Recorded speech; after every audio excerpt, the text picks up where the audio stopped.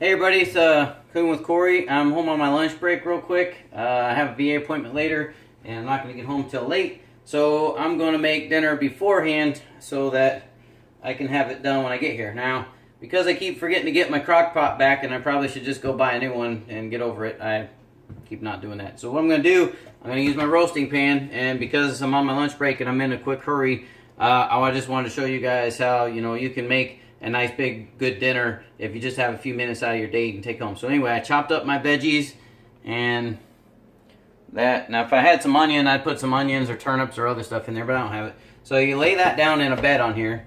And then over here I got my skillet with the bacon grease in it, and it's nice and heated up.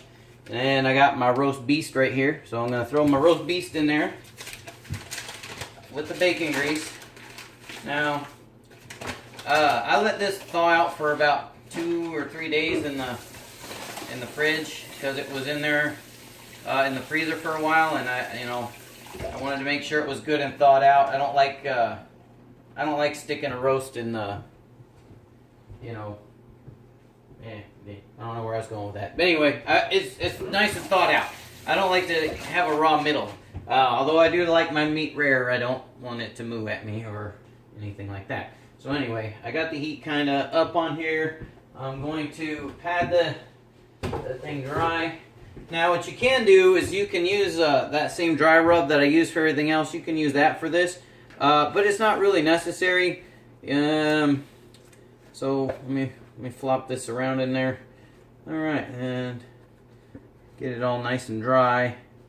And because we're about to stick it in hot bacon grease, and it's not good to stick something that's wet into hot grease. Alright, so we're going to take it fat side down first. And we'll stick it in there.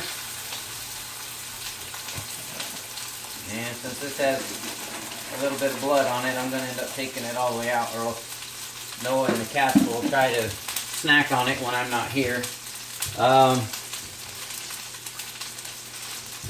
going to throw a little more celery in there while that's cooking. You only need to do it a couple minutes on the side.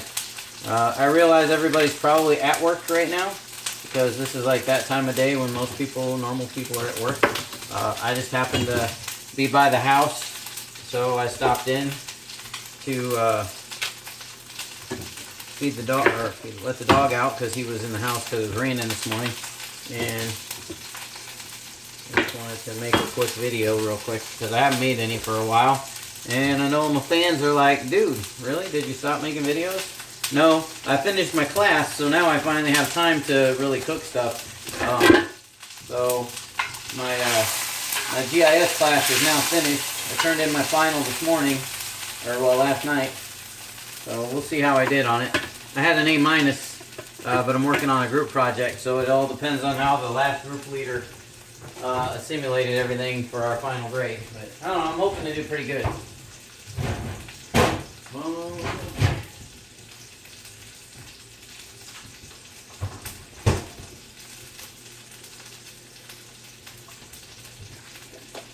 Drink some water. It's been really hot and humid lately. I've been sweating my butt off at work, so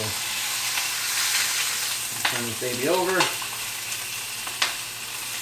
So you sear the roast. I think I've done roast before on here. You sear the roast to close it up, close the pores and everything, and so that it kind of starts getting cooking. And so what the heat on the outside does is it starts pushing its way in. That's why you kind of turn it and you want to brown it on all the sides evenly. It starts pushing that heat inside of it and making the juices flow around. If you just took the raw roast and you threw it in the oven, what happens is it sweats. It sweats all the juice out, and then it's dry. And so if you have really dry, yucky roast, that's why, because you're not doing it right. So just a little tip.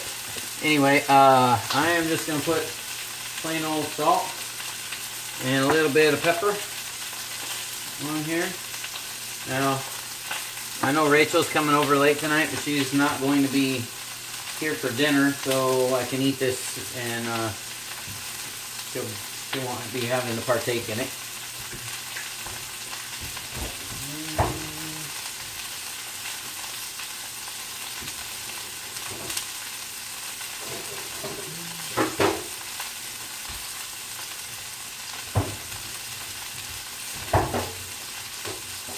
Now I I wish that I had some other stuff to put in here, but I don't really. But okay, so what I'm going to do is, before Camille left, it looks like she was playing in the butter with toast or something here. Some weird stuff on the butter.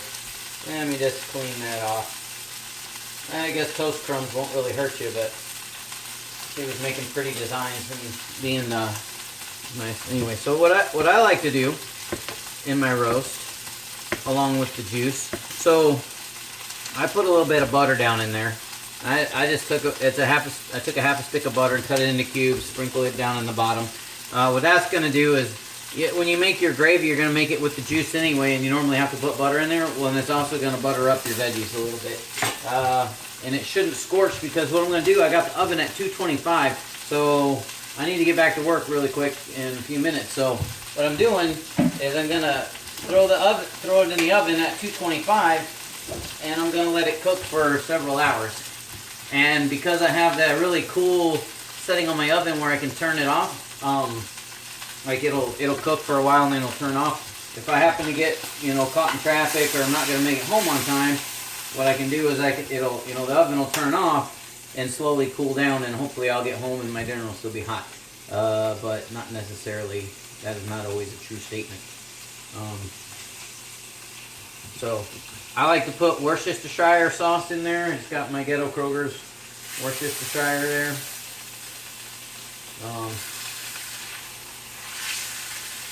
My little roast is sealing up pretty nice here.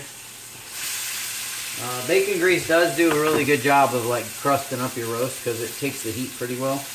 I'm just gonna put a little bit of that on the vegetables right now. And then what I'm going to do, because I didn't prepare it in earlier,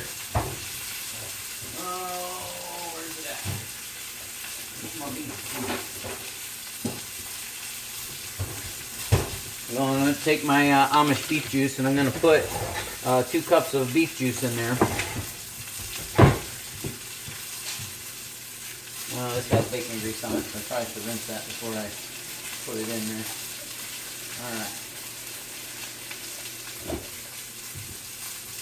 Alrighty. So I'm going to take my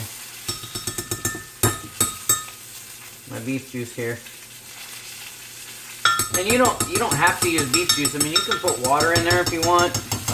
You can put half water and a little tiny bit of vinegar. I wouldn't put too much. It's kind of like a briny roast. I don't really like it that way. Some people do. I'm not a fan. Oh, hey, somebody's on because they liked it.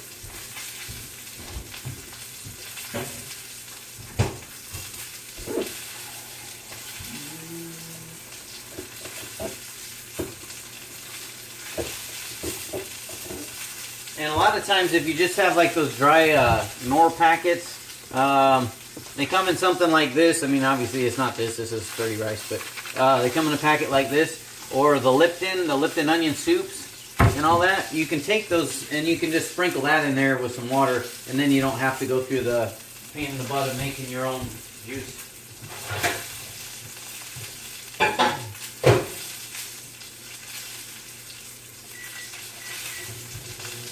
Now, another reason that I'm going to use 2 cups, normally I'd only put like a half a cup to a cup in there, because I'm going to be home, or if I was home, I'd be home to baste it, and I'd be able to make the roast not get dry on the top. So because I'm going to have the lid on it and it's going to be sweating and making things, I'm going to put 2 cups of liquid in there, just so that I make sure my roast doesn't come out dry. You can take water out at any time, but once it's dry and it's like chomping on a piece of shoe leather, you don't want that. That's just all bad. Alright, so as big of a mess as I made, my roast is ready to go. Oh, well, I want to clear it just a little bit more right there. Alright, so there's our big juicy roast right there, and we're going to plop him right in the middle like that. See? Bam. Roast is sitting right in its little pile of vegetables. Again, if I had potatoes and onions, I would have put all that in there too, but I don't, so I didn't. A little more salt, a little more pepper, a little more Worcestershire. Worcestershire tastes yummy on everything. Like I said, it's butter, I've never put a whole bunch of butter in there, so this is kind of a new thing. But anyways, I'll find out if it works good, and I will tell you later. Anyway, I really need to get back to work soon, so I need to clean up my mess and get this baby in the oven. I won't get in trouble for being late to work, but I guess since I'm salary and I'm kind of the boss, I don't have to be back on time, but I don't like to take advantage of that because that's poor leadership.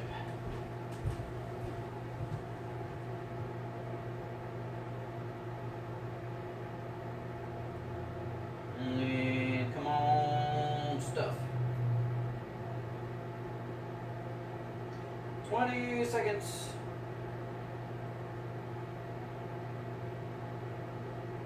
Long enough. I don't care. I gotta get back to work, so it's hot. Oh, yeah, it's hot. Okay, good enough.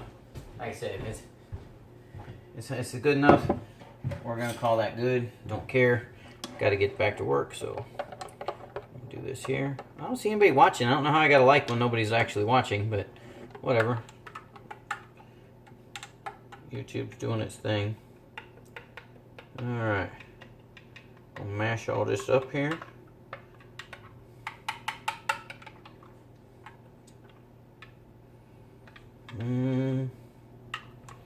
Alright, and it's okay to have some chunks in there because, like I said, even if you put this in as a, even if you put it in like using the flavor packet, like I was saying, you're going to have little dust pieces anyway. So when your roast is sweating, that's all going to come off. So it's not the end of the world if you got some little chunkies on there. Alright, so we put the lid on that bad baby. Open up the oven. Hopefully I lowered the oven thing down low enough this will fit. Yep, I did. Okay. And we just stick them in there. And 225. And hopefully by, what time is it? It is, it's almost 1 now. So if it's almost 1, it should be done about 6 when I get home.